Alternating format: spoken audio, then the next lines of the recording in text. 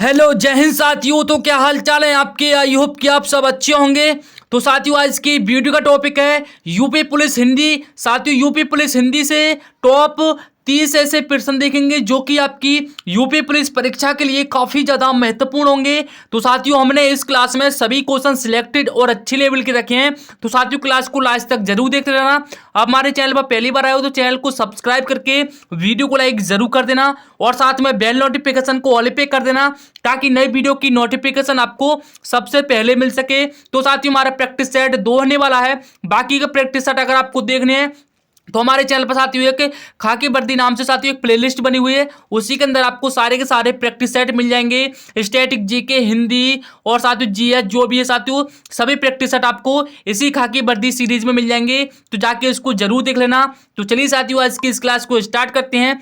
तो देखते हैं साथियों आज की इस क्लास में साथियों यानी कि 33 क्वेश्चन होने वाले हैं। साथियों 33 में से आपका अपना मॉक टेस्ट लगाना कि आपने इस क्लास में से कितने क्वेश्चनों का आंसर बिल्कुल सही दिया है। तो चलिए साथियों आज की क्लास का फर्स्ट क्वेश्चन आपकी स्क्रीन पर है।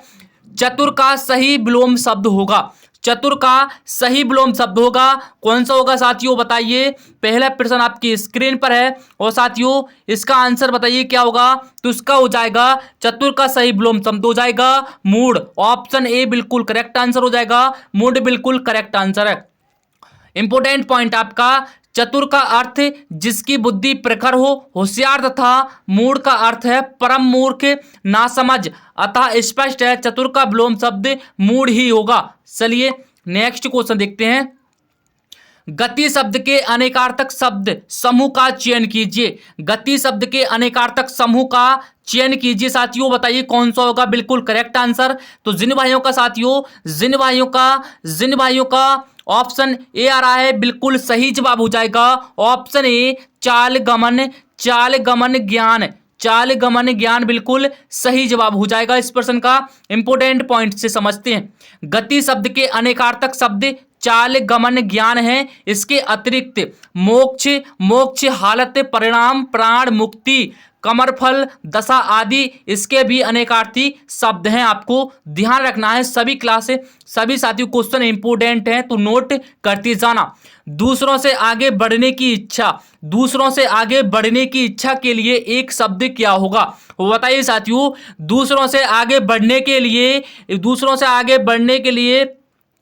एक शब्द कौन सा होगा साथियों। तो ये हो जाएगा स्पर्धा बिल्कुल सही आंसर ऑप्शन ए में दिया गया है। चलिए नेक्स्ट क्वेश्चन देखते हैं। निम्न में से कौन सा शब्द पुल्लिंग है। निम्नलिखित में से कौन सा शब्द पुल्लिंग है। सूर्य क्रोध घड़ा ये सभी। तो बताइए साथियों क्या होगा बिल्कुल सही आंसर। तो जिन भाइयों का ऑप्शन ए आया है डी आया है बिल्कुल सही जवाब हो जाएगा। साथियों ये सभी पुल्लिंग हो जाएंगे सूर्य क्रोध घड़ा। आपको साथियों इन शब्दों को रिपीट करने से पता चल रहा होगा कि हाँ जी सभी शब्द पुल्लिंग है। तो इसलिए राइट आंसर ऑप्शन डी के साथ जाएगा। चलिए इंपोर्टेंट पॉइंट है आपके लिए। सूर्य क्रोध घड़ा अकारांत शब्द है। अकारांत और आकारांत शब्द प्राय पुल्लिंग होते हैं जैसे राम सूर्य क्रोध समुद्र चीता घोड़ा कपड़ा घड़ा आदि शब्द साथियों ये सभी आपके पुल्लिंग में आते हैं। आपको नोट कर लेना है एक डायरी के साथ। अगला क्वेश्चन देखते हैं।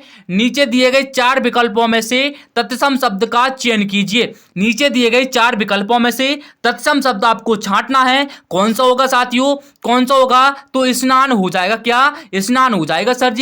ऑप्शन डी में आप दिया गया है जो साथियों तत्सम शब्द आपका वो स्नान हो जाएगा। अगला क्वेश्चन देखते हैं। निम्नलिखित में से कौन सा शब्द बहुवचन है। प्राण माल जनता सामान क्या होगा साथियों बहुवचन। तो साथियों प्राण हमेशा बहुवचन में आता है। आपको ध्यान रखना है प्राण हमेशा बहुवचन में आता है। आपको इससे कोई दिक्कत कोई परेशानी नहीं होगी। चलिए अगला पॉइंट देखते हैं। प्राण शब्द सदैव बहुवचन में प्रयुक्त होता है जबकि माल जनता और सामान सदा सदैव एक वचन में प्रयुक्त होते हैं। साथियों इन तीनों शब्द को नोट कर लीजिए। माल जनता और सामान ये सभी आपके एक वचन में प्रयुक्त होते हैं और साथियों हमेशा ही प्रयोग होंगे। माल जनता और सामान ये आपके एक वचन में ही प्रयोग होंगे। अगला क्वेश्चन देखते हैं, नीचे निर्देश नीचे दिए गए 4 विकल्पों में से तद्भव शब्द का चयन कीजिए। तद्भव शब्द पूछा है, कौन सा होगा?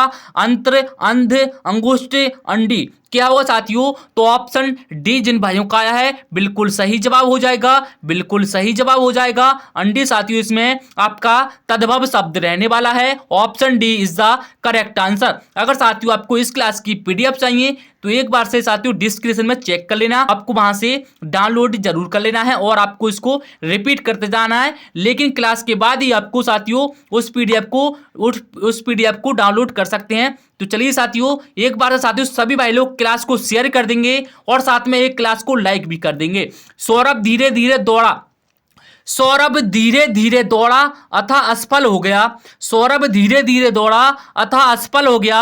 इस वाक्य में धीरे धीरे क्या है? बताइए साथियों, इस वाक्य में जो धीरे धीरे शब्द आया है इसका साथियों क्या अर्थ है? इससे ये पूछा है। तो साथियों ये एक क्रिया विशेषण है। क्या? ये क्रिया विशेषण है। धीरे धीरे जो है साथियों ये आपका क्रिया विशेषण हो जाएगा, क्रिया विशेषण हो जाएगा। आपको ध्यान रखना है, सौरभ धीरे धीरे दौड़ा अतः सफल हो गया। इस वाक्य में धीरे धीरे का क्या अर्थ है तो मैंने बता दिया। ये साथियों क्रिया विशेषण, ये क्रिया विशेषण है। ऑप्शन सी जिन भाइयों का आया है बिल्कुल सही जवाब हो जाएगा। चलिए इंपोर्टेंट पॉइंट है, सौरभ धीरे धीरे दौड़ा अतः असफल हो गया।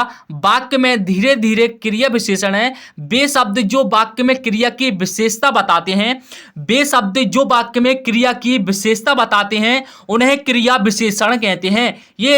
ये साथियों 4 शब्दों की, साथियों क्या 4 शब्दों की कह सकते हो या फिर एक लाइन की कह सकते हो। ये परिभाषा आपके लिए काफी ज्यादा इंपोर्टेंट रहेगी। इसको साथियों नोट कर लेना, जब कभी भी आपको जरूरत पड़े तो खोल के एक बार से रिपीट कर लेना। अगर आपसे कोई भी वाक्य पूछा हो, अगर साथियों आपको जरा सा भी ज्ञान हो जाएगा ना तो साथियों आप क्वेश्चन गलत करके नहीं आएंगे, क्वेश्चन को गलत करके नहीं आएंगे। तो साथियों वे शब्द जो वाक्य में क्रिया की विशेषता बताते हैं उन्हें क्रिया विशेषण कहते हैं। जैसे इसमें धीरे धीरे शब्द ने साथियों इसमें क्रिया विशेषण बताया है, इसमें इसलिए क्रिया विशेषण हो जाएगा। अगला क्वेश्चन देखते हैं, अरे का कारक चिन्ह है, अरे का कारक चिन्ह कौन सा है? तो साथियों संबोधन हो जाएगा। क्या? संबोधन हो जाएगा, संबोधन हो जाएगा। अब संबोधन का चिन्ह इसके साइड से ही लग रहा है ना साथियों, इस तरीके से लग रहा है ना नीचे की तरफ। ये देखो यहाँ पर, ये देखो साथियों यहाँ पर लग रहा है ना। तो साथियों ये संबोधन चिन्ह होता है। इंपोर्टेंट पॉइंट आपके लिए, संज्ञा के जिस रूप से किसी को पुकारने, चेतावनी देने या संबोधित करने का बोध होता है उसे संबोधन कारक कहते हैं। जैसे अरे मूर्ख, अरे मूर्ख, अरे मूर्ख संभाल जा, यानी कि अरे मूर्ख संभल जा वाक्य में चेतावनी दी जा रही है, अतः अरे संबोधन कारक चिन्ह है। साथियों आपको काफी ज्यादा सही तरीके से मैं आपको समझाने की कोशिश कर रहा हूं, लेकिन आप समझने की भी कोशिश करिए। संज्ञा के जिस रूप से किसी को पुकारने, चेतावनी देने या संबोधित करने का बोध होता है उसे संबोधन कारक कहते हैं।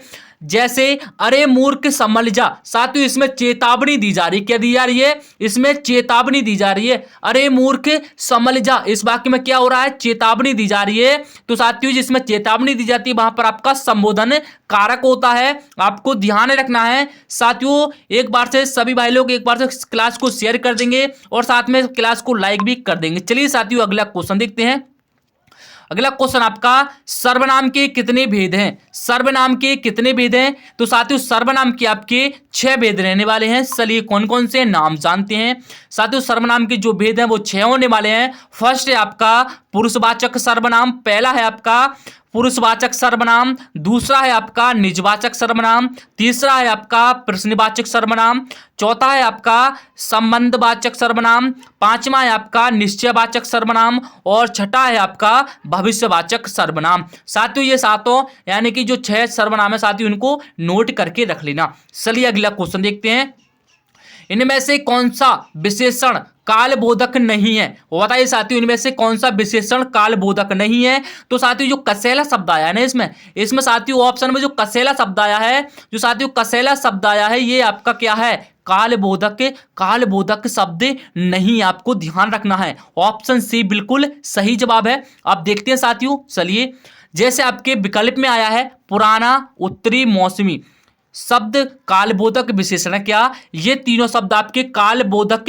विशेषण है, जबकि कसैला एक गुणवाचक शब्द है क्या साथियों? जो कसैला आया है आपके विकल्प में वो आपका गुणवाचक विशेषण शब्द है, ना कि कालवाचक। तो आपको ध्यान रखना है कसैला गुणवाचक शब्द में आता है। चलिए अगला क्वेश्चन देखते हैं। निम्न में से कौन सा पर्यायवाची शब्द युग्म सही नहीं है? बताइए साथियों कौन सा युग्म सही नहीं है? तो इसमें हो जाएगा गाय, गाय, गाय द्विज। ऑप्शन डी में आपको पता लग गया होगा, ऑप्शन डी में ये साथियों आपका जो पर्यायवाची शब्द युग्म है ना साथियों, ये आपका सही नहीं है। बाकी कमल का मृणाल हो जाएगा, ओस का निहार हो जाएगा, आकाश का अभ्र हो जाएगा, लेकिन ऑप्शन डी ये नहीं होगा। चलिए इंपोर्टेंट पॉइंट है साथियों, जो विकल्प में दिया गया है ऑप्शन डी में गाय ध्वज शब्द सही युग में नहीं है। गाय का अर्थ गौ व द्विज का अर्थ ब्राह्मण होता है, इसलिए साथियों इसका आंसर ऑप्शन डी के साथ जाएगा। अगला क्वेश्चन देखते हैं। लेख लिखा गया, लेख लिया वाक्य में किस वाच्य का प्रयोग हुआ है? लेख लिखा गया वाक्य में किस वाच्य का प्रयोग हुआ है? तो साथियों इसमें ना जो कर्म वाच्य का प्रयोग हुआ है, क्या कर्म वाच्य का प्रयोग हुआ है। Option A is the correct answer. लेख लिखा गया ना साथियों, लेख लिखा गया है, लेख लिखा गया है तो इसमें क्या हो रहा है? कर्मित हो रहा है, तो ये कर्म वाच्य हो जाएगा। इंपोर्टेंट पॉइंट आपके लिए, जिस वाक्य में कर्म की प्रधानता का बोध होता है, जिस वाक्य में कर्म की प्रधानता का बोध होता है उसे कर्म वाच्य कहते हैं। जैसे लेख लिखा गया, यह लेख कर्म की प्रधानता का बोध हो रहा है। क्या लेख जो साथियों लेख कर्म की प्रधानता का बोध हो रहा है, आपको ध्यान रखना है। अगला क्वेश्चन देखते हैं। मध्यभाल्य का संधि विच्छेद क्या होगा साथियों? मध्यभाल्य शब्द का संधि विच्छेद कौन सा होगा सही? तो ऑप्शन बी में दिया गया है बिल्कुल सही संधि विच्छेद। क्या ऑप्शन बी में दिया गया है बिल्कुल सही संधि विच्छेद। मधु प्लस आल्य, क्या मधु प्लस आल्य साथियों यह आपका मध्यभाल्य का सही संधि विच्छेद हो जाएगा। इंपोर्टेंट पॉइंट देखते हैं। मध्यभाल्य का संधि विच्छेद मधु प्लस आल्य होगा। यहाँ उ प्लस आ बराबर बा में परिवर्तित हो गया। क्या जो साथियों उ प्लस आ है ना वो आपका बा में क्या बा में परिवर्तित हो गए, अतः यह यण संधि का उदाहरण है। क्या यह एक यण संधि का उदाहरण है, आपको ध्यान रखना है। अगला क्वेश्चन देखते हैं।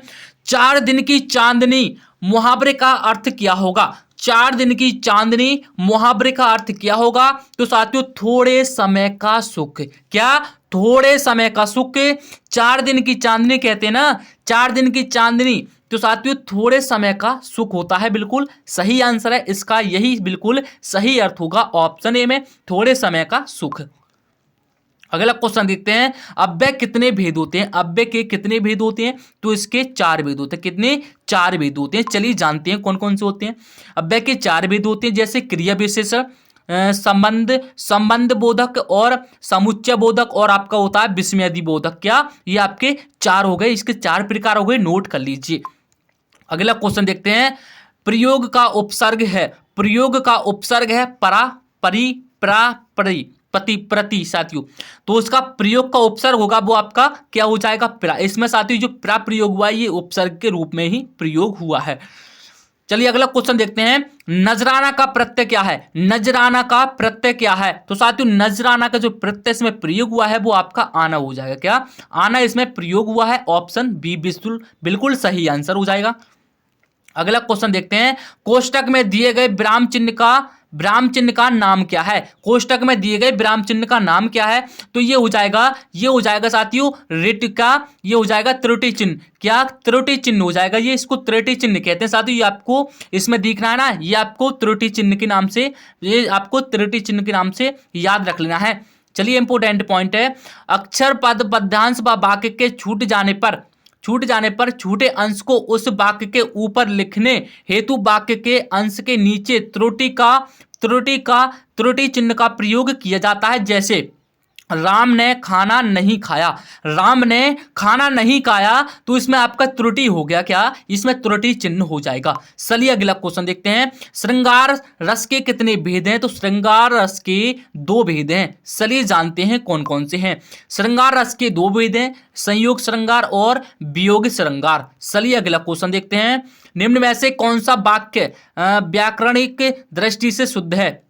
बताइए साथियों कौन सा वाक्य बिल्कुल शुद्ध रहने वाला है। 21 का बताइए क्या होगा। तो साथियों देखते हैं पढ़ के कौन सा वाक्य बिल्कुल शुद्ध है। कमीज तो सिल गया लेकिन बटन नहीं टंका। टंका क्या मतलब साथियों, ये गलत हो जाएगा। कश्मीर के प्राकृतिक सौंदर्यता पर कौन मुग्ध ना होगा, ये भी गलत हो जाएगा। किसी ने मेरी पुस्तक देखी, किसी ने मेरी पुस्तक देखी क्या मतलब, ये कुछ नहीं होगा, ये गलत हो जाएगा। ऑप्शन डी बिल्कुल करेक्ट आंसर है। मकान की बाईं ओर सड़क है, क्या मकान की बाईं ओर सड़क है, बिल्कुल सही वाक्य है साथियों। वाक्य को पढ़ने का लहजा और साथियों वाक्य किस तरीके से पढ़वा रहा है, इसी से आप पता लगा सकते हैं कि हाँ वाक्य कौन सा शुद्ध रहने वाला है। चलिए अगला क्वेश्चन देखते हैं। कान नाक में कौन सा समास है साथियों, कान नाक में आपका द्विंद समास हो जाएगा। क्या द्विंद समास हो जाएगा कान नाक में आपका। चलिए इंपोर्टेंट पॉइंट है, कान नाक समस्त पद में द्विंद समास है। जिस समस्त पद में दोनों पद प्रधान हो तथा विग्रह करने के बाद और अथवा या एवं लगता हो वह द्विंद समास कहलाता है, जैसे कान और नाक, बिल्कुल सही आंसर। अगला क्वेश्चन देखते हैं। भाषा की सबसे छोटी इकाई क्या है, तो भाषा की सबसे छोटी इकाई वर्ण हो जाएगी, क्योंकि साथियों वर्ण से ही शब्द बनता है, शब्द से ही भाषा बनती है। अगला है आपका, भाषा की सबसे छोटी इकाई वर्ण को कहते हैं, जैसे क्रम में का, आ, रा, मा, आ 5 वर्ण है, क्या आपके ये 5 वर्ण है। चलिए अगला क्वेश्चन देखते हैं। संयुक्त को छोड़कर हिंदी में मूल वर्णों की संख्या है, संयुक्त को छोड़कर हिंदी में मूल वर्णों की संख्या 44 है। कितनी, 44 संख्या है। चलिए अगला क्वेश्चन देखते हैं। निम्न युग्म से सही अर्थभेद का चयन कीजिए, जैसे अंतर और अनंतर। क्या अंतर और अनंतर क्या होगा साथियों, भिन्नता एक तो हो जाएगा, अंतर का हो जाएगा भिन्नता, और अनंतर का हो जाएगा बाद में, क्या यानी कि भिन्नता डैश बाद में, बिल्कुल ऑप्शन ए सही जवाब हो जाएगा। चलिए साथियों एक बार से सभी भाई लोग क्लास को लाइक कर देंगे, और जो भाई साथियों चैनल पर नए आए हैं वो एक बार से सब्सक्राइब कर देंगे, और साथियों इस क्लास को अपने दोस्तों के साथ शेयर भी जरूर कर देना, इस क्लास को अपने दोस्तों के साथ शेयर भी जरूर कर देना। अगला क्वेश्चन आपका, दोहा छंद में कितनी मात्राएं होती हैं, तो दोहा छंद में आपकी 24 मात्राएं होती हैं। कितनी, 24 मात्राएं होती हैं, 24 मात्राएं होती हैं, आपको ध्यान रख लेना है। साथियों आपको स्टैटिक जीके जीएस की अगर आपको प्रैक्टिस सेट देखने हैं तो मैंने आपको बताया था, जो साथियों हमारे चैनल पर खाकी वर्दी नाम से साथियों बैच चल रहा है, उसी में आप जो वो प्लेलिस्ट है साथियों, आपको उसी में सब आपको मिल जाएगा, तो वहां से जाके जरूर देख लेना। अगला क्वेश्चन देखते हैं। अनुप्रास किस प्रकार का अलंकार है, अनुप्रास किस प्रकार का अलंकार है, तो ये हो जाएगा एक शब्द अलंकार। क्या ये शब्द अलंकार है, ऑप्शन ए बिल्कुल सही जवाब हो जाएगा। चलिए अगला क्वेश्चन देखते हैं। क्रिया का रूप किसके अनुसार बदलता है, तो क्रिया का किसके अनुसार बदलता है, वचन, लिंग और पुरुष, यानी तीनों शब्दों से क्रिया का रूप बदल जाता है, ऑप्शन डी ये सभी हो जाएगा। अगला क्वेश्चन देखते हैं। काल के कितने भेद होते हैं, तो काल के 3 भेद होते हैं। काल के कितने भेद होते हैं, 3 भेद होते हैं। अगला क्वेश्चन देखते हैं। नीला चांद उपन्यास के लिए शिव प्रसाद सिंह को किस पुरस्कार से सम्मानित किया गया, तो इन्हें व्यास सम्मान से पुरस्कार किया गया था, ऑप्शन ए बिल्कुल सही जवाब है। अगला क्वेश्चन देखते हैं। यामा किसकी रचना है, तो मैंने साथियों ये वाला क्वेश्चन कल वाली वीडियो में भी करवाया था, ये महादेवी की वर्मा है। क्या महादेवी वर्मा की ये रचना है यामा। चलिए अगला क्वेश्चन देखते हैं। अगला है आपका, पश्चिमी हिंदी किस अपभ्रंश से विकसित है, पश्चिमी हिंदी किस अपभ्रंश से विकसित है, तो साथियों ये सौर सैनी से प्रसिद्ध है। क्या सौर सैनी हो जाएगा बिल्कुल सही आंसर। चलिए तो साथियों आज की क्लास में आपने 33 क्वेश्चनों का मॉक टेस्ट लगाया, आप बताना कि आपने इस क्लास में से कितने क्वेश्चनों का आंसर बिल्कुल सही दिया है। बाकी साथियों आपको वीडियो कैसे लगी एक बार से कमेंट में जरूर बता देना, और बाकी साथियों चलिए मिलते हैं किसी अगली वीडियो के साथ, जब तक के लिए अपना ख्याल रखिए। जय हिंद, वंदे मातरम।